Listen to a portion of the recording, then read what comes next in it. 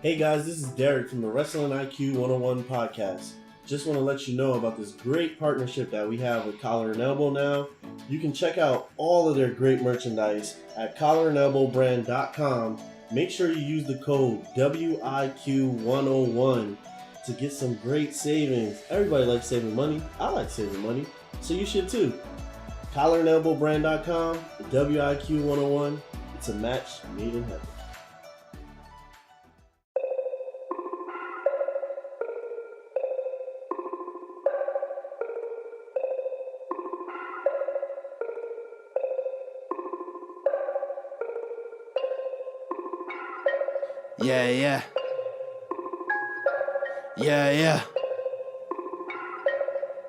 Yeah. Look, Wrestling 101, classes in session. Pay attention to the teachings, that's from Andrew and Derrick. I mean, these guys making a killing with no competition. Dynamic duo better than the Hardy Boys and the Dudley Boys. Everybody make some noise, mess with them, you get destroyed. They cannot be beat, take a seat. Watch them do they thing on the MIC. Face defeat, they cannot be seen like JC. Oh my goodness, it's a killing spree. What's up, y'all? It's King Louie, Hot 97, Ballbuster Sports, and you were listening to Wrestling IQ 101. Hey everyone, welcome back to another edition of Wrestling IQ 101. I'm Andrew alongside Derrick. Yep. And you can follow Wrestling IQ 101 on Facebook, Twitter, and Instagram at Wrestling IQ 101. And you can remember to subscribe right there below. And we're joined by referee Ryan T, man. How's it going? What's up, guys? How you doing? Thanks for having me on. Good, Yeah, definitely, man. Right. Glad to have you on. Yeah, Ryan, I mean, you're the guy behind the stripes. I mean, I've been watching you just as late, on the SWF channel. You've been trying to get back into the ring. Billy doesn't seem to really want to have that, but I think you might have gotten the best of him, right? This past couple weeks ago, right? Yeah, so at SWF, I think it was Barnegat, Mm-hmm. a Patriots fight with Ron Simmons. Johnny Yeager was basically pie-facing me throughout, at the end of the match, just being rude, being a total jerk. And then Billy Dante came out. He got Yeager off me. He fined Yeager, and then next thing you know, Yeager tries to hit Dante in the back. Moved Dante, I decked Yeager, and then I gave Yeager a nice cat kick right to the face. So it was pretty cool. Nice. How hard is it to keep that urge of, wanting to wrestle, like holding that in and, separating that between being a wrestler and being a referee? It's a few years now. Maybe 2 or 3 years. Maybe about I'll say 2 years. Uh-huh. Probably got back into some really good shape. Probably the best shape I've ever been in. Just go to the gym like right after my shoot job. I work 7:30 to 4. I go right to the gym right after. And it's been about a couple of years, but like I finally woke up and I was just like, you know what, I need another run at this, man. Like I'm still gonna referee for other places. Mm-hmm. I got my home at House of Hardcore and GCW and whatnot. Mm-hmm. But I definitely want to show SWF in other places, and heck, who knows where else I can wrestle at. But I want to show people what I can actually do. I'm not just a guy in stripes that counts to 3, which I just want to show everybody what I'm able of actually doing. Yeah, I mean, I remember you having a couple of stints over the last couple of years at UWA Elite when you would get in the ring, either as some like comedy relief. I mean, did those urges still happen for you then? Like, I could still do this, or was it just kind of like, this is just my role here at UWA Elite, and this is what they want me to do? You've got mail. I love refereeing for them. I also like they let me when the opportunities there, I can wrestle. Mm-hmm. But I'm such a reliable source with them as well, since I'm also local, but also I'm a great friend to everyone there. They're family to me. Mm-hmm. So I know that they sometimes might need the ref, but also my spot there, man. Like everyone needs to know their role, Mm-hmm. Like it's like in basketball, not everyone's starting point guard or small forward or whatever the case may be. Like sometimes you just gotta be that person that the team needs throughout the day or throughout the year or whatever the case may be. Because I don't mind. I'll do camera work. I'll do the ring announcing. I'll be a manager. I don't care. Like whatever. Like no matter what, everything's a learning experience each day. Sure. Yeah, definitely. And for you yourself on your own personal journey, how did you get started in the business? Like what was that moment for you, and what was the steps that you took to get into the business? Few of my friends when I was growing up were becoming pro wrestlers. They were training at the East Coast Pro Wrestling, ECW, Lake Hiawatha, New Jersey. Dave Swan, now the owner of EWA Elite, he was up there. He was a ring announcer. Mike West came from another school, but he was one of my main trainers. Eric Forrest from another school was one of my main trainers. Cypress was one of my... Heck, he lived 2 streets away from me, but he... KTB, Big Dan Wyatt, we all grew up with each other, and then I turned like 18, and I was just like, I don't want to go to the school. And then next thing you know, I'm getting trained by Gary Morer, who was from ECW, but also he was in Ring of Honor. And I got put right onto a show like my first day. And that was 13 years now that I've been doing this. Yeah. You know, Ryan, the one thing I always liked about you is that you're very into charity work. You know, whether I saw you at SWF when you were giving a really impassionate speech why people should donate, or at least donate some toys for the holidays and stuff like that. Where does that stuff come from? Well, I'm a cancer survivor. I am a cancer survivor. I had leukemia when I was 4 years old. I battled till I was 7. And I won that battle. I took straight chemotherapy. My motivation came from wrestling when I was a kid. Like when my doctor told me I had bad guys in me. Mm-hmm. I'm like, he knows a wrestling fan, and he told me to name some bad guys, of course, heels. You know, if we're gonna talk real now. Did you mention Derrick? What was that? Did you mention Derrick as a heel? Oh yeah. You did? Of course you did. And then because bad guys last. That's true. Definitely. And then after you knew I was a Hulk Hogan fan, but I guess you saw this. Just tell me what I was about to say. He goes, "Who's some good guys?" I said, "Hulk Hogan." Mm-hmm. He's always been my favorite wrestler, worker, whatever you want to call him now. Straight favorite wrestler, no matter what. And then he told me I had bad guys in me.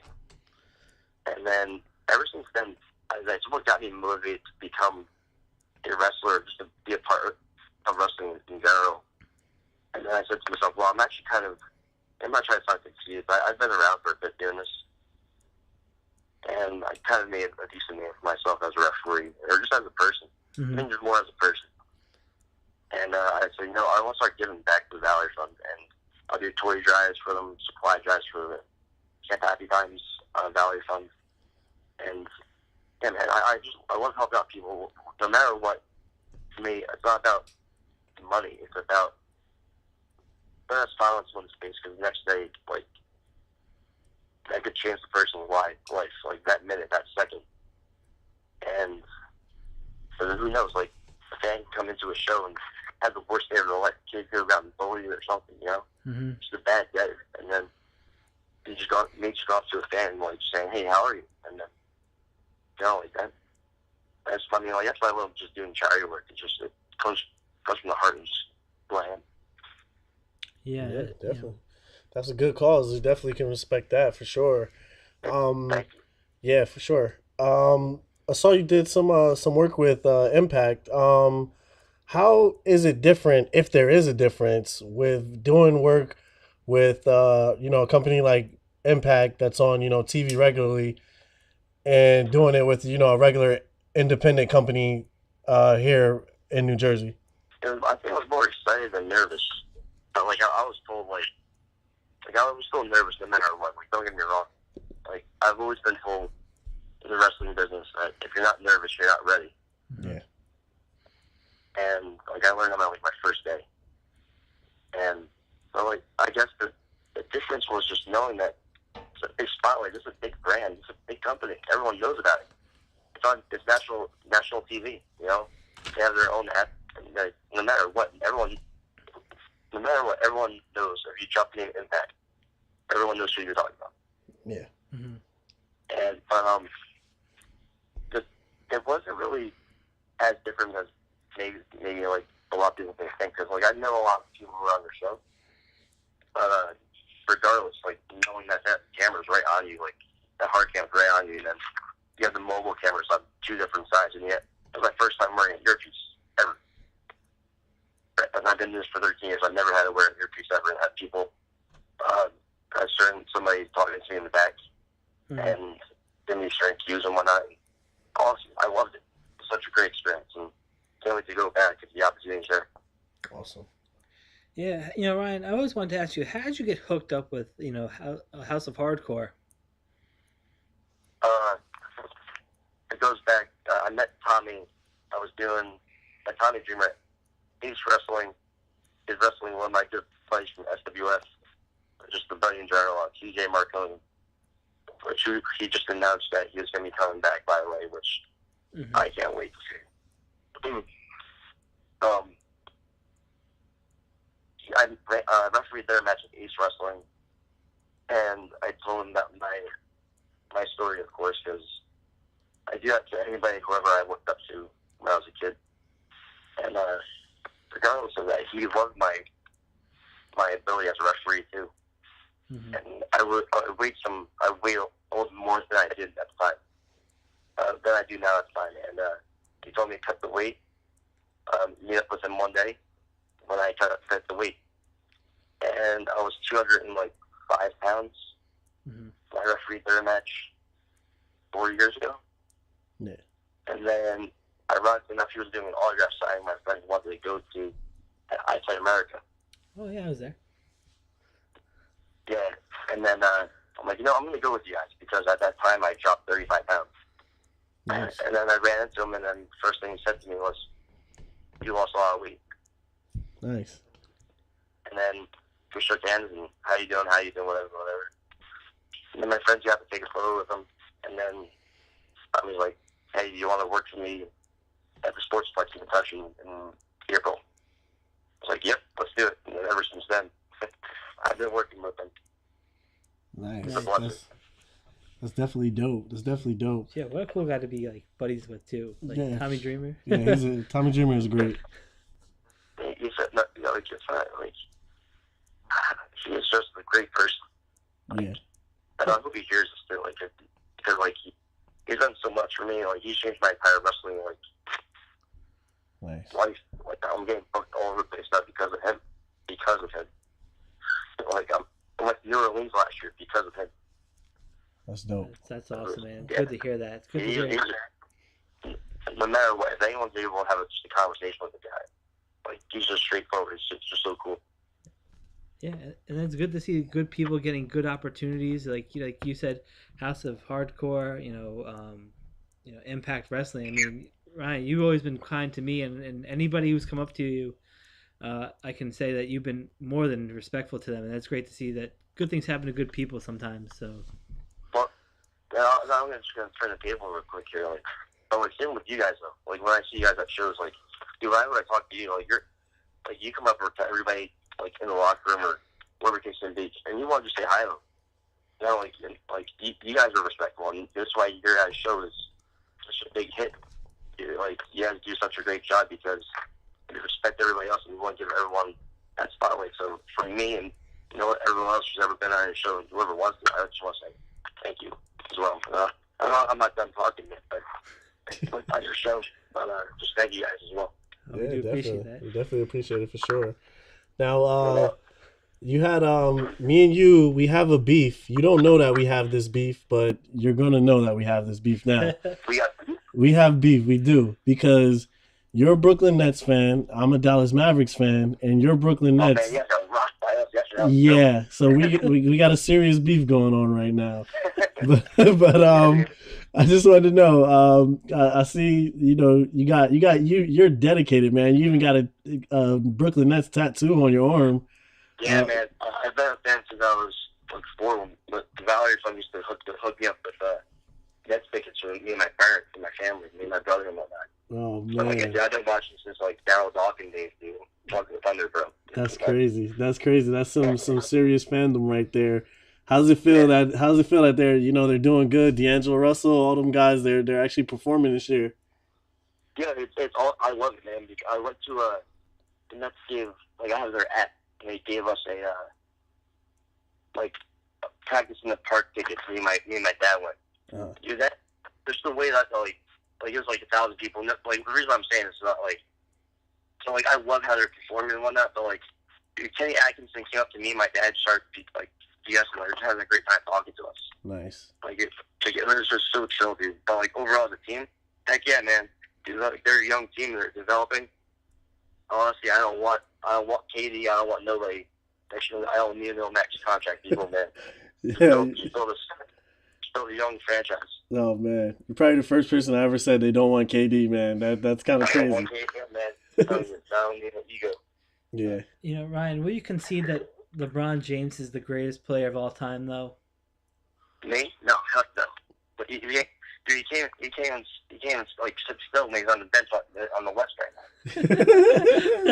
now. Oh man, that's funny, man. That's funny. Yeah, no. Everyone's seen that meme. Yeah, maybe let's hope now, you know, going into the off season now, you know, heading towards football a little bit, and you know, all the talk with football. Let's hope your Jets can actually turn it around and actually do something this year. Yeah, I'll be asking happen, but thank you. No, I mean, like, they're talking about getting they said they want to get Dell. I forgot who else they mentioned. Yeah. But that leaked out yesterday. WFN was speaking about it. But I mean, I think Bell, but like you also need their offensive line too. So like their offensive line stinks. Yeah. Running backs not getting good touch. There's a lot that needs to happen, but hey, man, it's all good. It'll get fixed sooner or later. You know. But Doncic from Naz, dude, that's the future. He's like what, like 19? Yeah, 20? yeah, Jesus. yeah, man. I'm happy. I'll take it. Yeah, and then you got Kristaps, who I mean, honestly, hopefully he does play because I think it's gonna be awesome. Yeah, Porzingis, he's the GOAT, man. Yeah. Yeah. You know, Ryan, the thing that the most underrated position is a referee. I mean, you know, I think fans undervalue that. You know, you probably have some injuries, right, from being in the ring. It's not just ballet for you. I mean, what are some of the worst injuries that you have gotten being a referee? As a ref, I actually no. No? Nothing? Never got anything as a ref. I got them as a wrestler. I never got anything as a ref that I can remember. See that, man? He tried to set you up. Actually, no. There was one move. There was. I took a. They called it on the spot. I took a. Anyway, the MVP's move. The playmaker? Yeah. I took that, and my arm like toward the like I was like 18, 19 years old. I was still learning how to bump and stuff. Cypress. Cypress. Oh man. He torqued. I did not turn right like as fast as him. I felt like my shoulders ended out of socket, but that was pretty cool though. What an experience. Oh man. Hey, see. Wrestling wise, yeah, I got wrestling. I fractured my jaw, and I tore a ligament in my shoulder in one match too. Oh man, that's crazy. See, yeah. Andrew tried to set it up to make referees look tough, man. He just made them look soft, man. He said no injuries. There's one big thing about refereeing is that I recommend to all indie refs is because I am one too. I'm no one special. Yeah. Like they don't look like we're not supposed to look scrawny no more. You know, like they want us to look athletic. Like, can we hold back somebody? Yeah, like I go to the gym on a constant basis. Like we had like if you're talking to Ryan Torok 2-3 years ago, no, I was just like whatever, I'm just gonna put on a pair of stripes. No, like we have to look the part too. It's not. This is like I'm not gonna get like I go in there and I try to look as presentable as possible and believable as possible. If I'm gonna try and hold someone back, that's KTV. Like I gotta make it look like I'm holding it. Like he tries to run through me on purpose because like that's who we are. Like I know that, you know, like people, like good workers will just do that just to see if like you're paying attention. Yeah, sure. You know, Ryan, I've been to a couple of shows where the referee has been the only constant in the show, where maybe they didn't have enough referees to be there.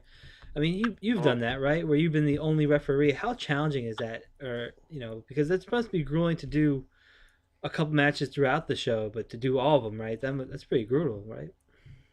Yeah, it is tough at times.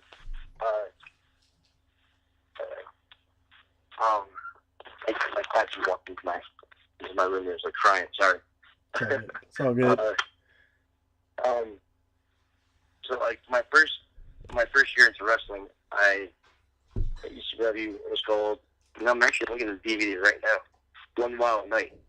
Oh man. Yeah, Brian Brass was the champion. I think. Anyway, I wrestled 16 matches in one night, and with no intermission. And here it is. Oh, it was the crown. It was to crown the champion. Like Georgie Boy, Mike West. That was awesome. Eric Orvis. Anyway, but yeah, like it's ridiculous because like you're trying to catch everything on the fly. Or like they might have. Like even like how to say this? They're trying to call it like you have to try to share the spots that they're calling throughout the match. Try to get the finish. Sometimes you don't get the finish. You understand by eye contact, and rather than just actual verbal communication. Is it tough? Yeah, but over time it gets a lot easier. But either way, if you're repping 10 in one night without intermission, it's tough. With me, like the experience, if I've done it once or twice before, I think I can still always do it. No matter what, I'll still be like shot after a night. Yeah, definitely. Wow.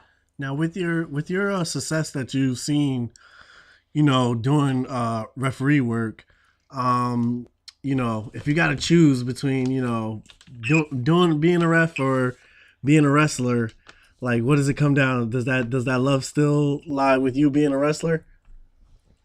Like right now on the indies, or if I got like offered to go to like AEW or WWE. If you could pick, and wherever you win, and you wanted, to pick your position, which one would you go with? I'd probably just be a referee. Be a referee, yeah. Yeah, because I know, I enjoy it. I really do. I think I'm very, very detailed, very very detail oriented, and I don't think there's a lot of referees, that don't have that feel yet. A lot of people are still developing, and I feel like I can offer that to a lot of companies, no matter what. The wrestling, like I love wrestling, don't get me wrong, but like to be a wrestler, is it cool? Yeah. I can't wait to start doing it. If I do get the opportunity, SWF or anywhere else. Like again, like to answer your question straight up, I'd rather just be a referee than a wrestler. Yeah. Yeah.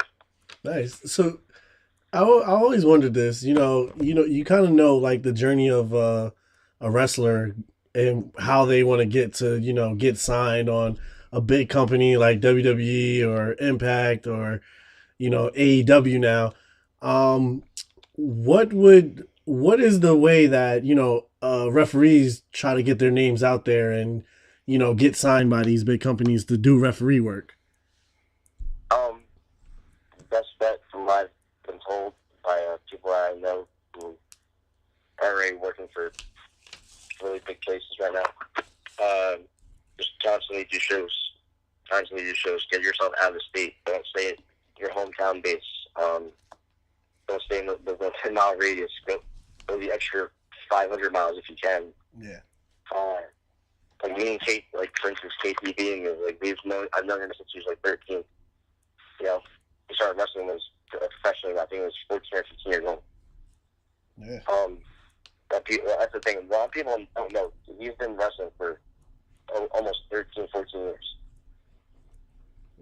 So Kyle's ridiculous. KTB is ridiculous. Where am I going with that? So my big thing is keep going out to different states, keep going out to different companies, get out of like comfort zone. Big on that, like social media as well. Like I like posting what I do in wrestling, but I like to show people like what I do for the community, but also who I am as a person. Like like stupid videos like 6 fighters dance around, just like why not? Like just an outgoing type of person. And WWE and like other companies like that, and big companies like for instance GCW and on that right now, HOH, they want you to be personal. Like they just want you to be like, I don't say they force it. They definitely don't force that stuff, but like they just want you to be you, and that's how you're accepted there. And that's why I love working for those places. Yeah. You know, Ryan, what I think is kind of interesting is if you've been in the locker room with so many different people, who's been your favorite, you know, wrestler, either famous or non-wrestler you know, that has given you the best advice that stuck with you forever? I think my favorite that I've ever hung out with, like in the locker room, would be first is my friend Kyle, KTB, 100%. 100%. Because how like just reliable, but also how much he puts into the business, and is actually like he goes to gym constantly. He eats, sleeps, breathes wrestling. You know, like, and he's always studying. If we go to other people, definitely Tommy Dreamer, 100%. Because he's motivated me to like know when like it's nonstop whenever I see him.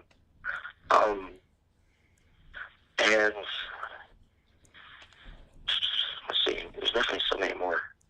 You know, I want to name drop somebody that people might not even like see this coming, and some people might not know him yet. And just bear with me on this. Clay Sawyer. Oh, man. Clay Sawyer, and I'll throw in Vincenzo in there as well. Clay Sawyer, dude, like people don't know what he's actually capable of doing as a wrestler. He's ridiculous. Like he's been wrestling for years, and people don't even know about him.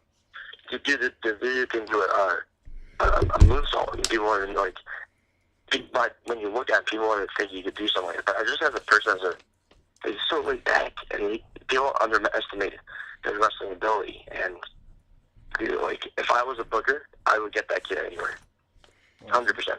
Just because of his professionalism. Same thing with Kyle, like Vincenzo as well. Professionalism in the locker room. She's an outgoing person. They want to talk to the fans. Like, that's how you get people involved. That's why people care. You'll see them all the time. Do you share the same passion for Doritos as Vinny, or no? I do not. But if I had to go with any type of Dorito, it's definitely Cool Ranch. Oh, no. That's the best one. That's the worst one. I knew I liked you. It's the worst one. I thought that was right. That's the blue one, right? Yeah, the blue one, yeah. No, yeah. That Classic. That's why. No, that's the best one right there. Or spicy one. That one's okay. Spicy and classic. It's like, no, see, I can't do that. I'll like pass out if I like. Oh no, I can't do ranch. I'm gonna, like I am trying to get just cannonballs, like hot chip show.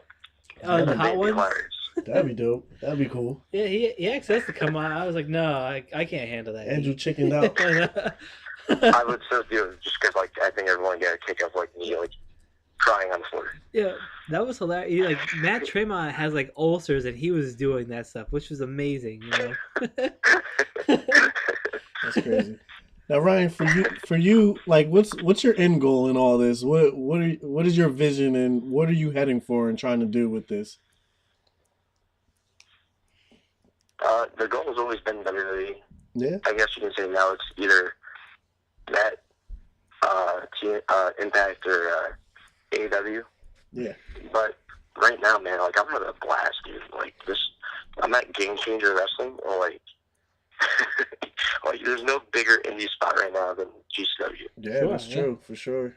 Like I'm going down there with KTB and Big Dan this Friday. Like we're going down there. Like we got a show there down there in Philly. Nice. Like that. Like I love. Like no matter where it takes me, man. Like my end goal, right? Like if I had to say, like my end goal right now is the big stage, right? But dude, like I'm living it up, and if that's what it's all about. Like I could care. Like money's all good and everything, but so I can go get money, right? Like getting a job somewhere else, like like my shoe job. I can do that my entire life. Mm-hmm. I can still always do wrestling on the weekends. Yeah. You know, so like it's like even if I don't get WWE, if I don't get AEW, if I don't get Impact or whatever the next big company is, it's cool because like I never expected to actually live this dream. You know, like it just happened. Yeah, that's awesome, man. Yeah, I have a two-parter question for you, Ryan. Yeah. One is, if you had to pick your dream opponent right now on the Indies, who would it be? And then the opposite of that, if you had one dream match to referee on the Indies right now, what would it be? Okay.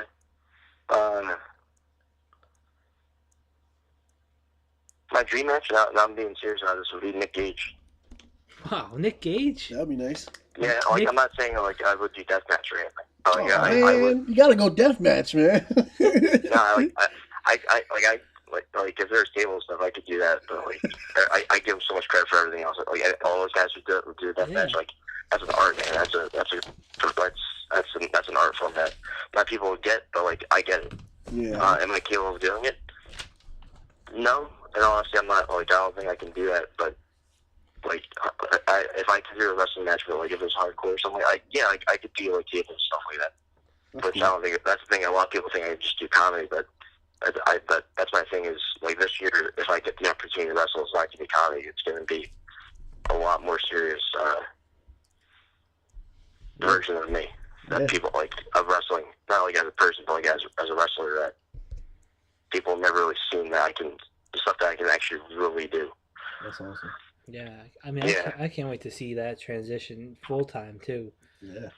Yeah, I mean, it just had Billy Dante. Everyone signed that petition. Got like 103 out of 100 right now, so that's pretty sweet. That's awesome. Oh, wow.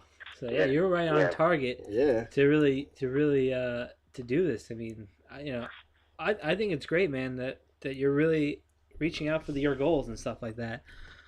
Thank you. Yeah, what was your dream match that you would like to call, though, if you had to pick anybody on the... On the Indies? Yeah. Would it be like Virgil versus me and Derrick? I would love a referee ritual match. That'd be sick. I know you're a huge fan of them, so. Yeah. Unfortunately, he is. Or like a bread sticking contest? Have you met them? I mean, dream match? Yeah, man. You get to play Dream Booker right here. Yeah. I mean, you could pick anybody. I think it'd be sick to see the referee, Orange Cassidy. There's like, you know what? I'd probably, that'd be cool. Like if I had got people from like GCW, like maybe like Teddy versus Orange Cassidy in the singles. That'd be cool. Because like you have one of the fastest, like Teddy Hart, who's like just high flying no matter what. Even though Cassidy can be as well, but like his gimmick, how like what he does, I think it'd be very entertaining. Like I love comedy wrestling too, so like I think but I could see that match turning into something really serious as well, which would be cool. And that'd probably be it. Like I think I might call you guys off guard with that one, but that'd probably be the one. Yeah, I mean, anything with Teddy Hart is just phenomenal. Yeah, and that, for sure. That guy is the best. Yeah. One of the best. I refereed him and Jimmy Lloyd, which is probably one of my favorite matches of all time I ever refereed so far. I refereed them at ICW in New York, and dude, his moonsaults are ridiculous. Like I went to his seminar. It's so cool, and dude, he the stuff that he tries to show everybody, it's incredible, man. Like, not tried to show, but he showed everybody, and he came into the ring, he took the bumps, he did like it was worth it, man. He cares, dude. Yeah, Teddy Great guy. Yeah, he is actually a nice dude. What you see is what you get with Teddy for sure. He's very fashionable too. Yeah. Those chains must cost him like a fortune.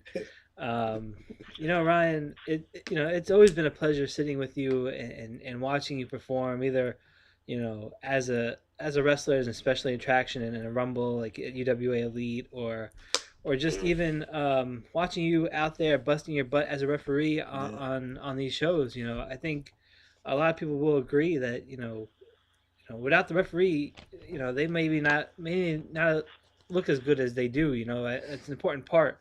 When you think back from now to then, you must feel very accomplished knowing that you've done more than most people. Yeah, it's kind of like it's kind of overwhelming to even think about like who I've worked like as a referee with, like matches I've done, people I've met, and companies I've worked for. I can't wait to see what happens tomorrow because you never know. Like right after this phone call, somebody might be Facebook messaging me and be like, "Hey, are you available for this deep?" Like it's definitely a blessing, and I'm a big believer in God and stuff like that. So like I can only thank Him every day. Definitely can appreciate that. Well, Ryan, it's been a pleasure talking to you. We really thank you for taking the time out and just answering our questions and giving us a little bit of insight into what it's like to be a referee. Oh, thank you guys for having me on. It means so much. I really appreciate it. Yeah, no doubt, for sure. And we look forward to speaking with you in the future and just hearing about your more continued success. Yeah, Ryan. Thank you. Yeah. And for our fans, how can they connect with you on social media if they would like to get in contact with you, or just follow you and see your the great things you're doing? Oh, thank you. Social media, my big one's Instagram for videos and just photos, of course. But it would be Ref Ryan T 23, okay. And then Twitter is Ref Ryan T. And also, just to let everybody know who's watching, listening, and if you want to tell people, the Valerie Fun Camp Happy Times, I'm going to be doing like how I did UWA Elite last year, supply drive for the camp. Awesome. For all these donations, like brand new like pillows, toothbrushes, towels, anything like that. But I'm going to be doing starting hopefully soon. I have to get it approved by certain places, but I think it'd be no problem. Every show that I go to, I'm going to be accepting donations like that for the camp for this year, which is in August. I think the third week of August, where all the kids can get all these supplies, and then all these supplies go out to the camp. And if a kid forgot a blanket at the camp, they can go get a free one at their quote-unquote store, they call it. And just check out my social media because I'm going to probably post something shortly. Heck, maybe even tonight. So again, Ref Ryan T on Twitter and Ref Ryan T 23 on Instagram. Yeah, Awesome, you have to actually commend you on that, Ryan. That's an awesome thing that you do throughout the year. Giving back is fantastic that you do that. Absolutely incredible. Thank you guys. And if you see Ryan T, definitely bring him something at a show. He'll definitely be more than happy to accept it. For us, we are Wrestling IQ 101. You can follow us on Facebook, Twitter, and Instagram. Make sure you hit that subscribe button right there. Like our videos, check out the past ones, and listen to us on the B Plus Player Network across all platforms, wherever you get your podcasts. And for us, we are out. We will see you very shortly.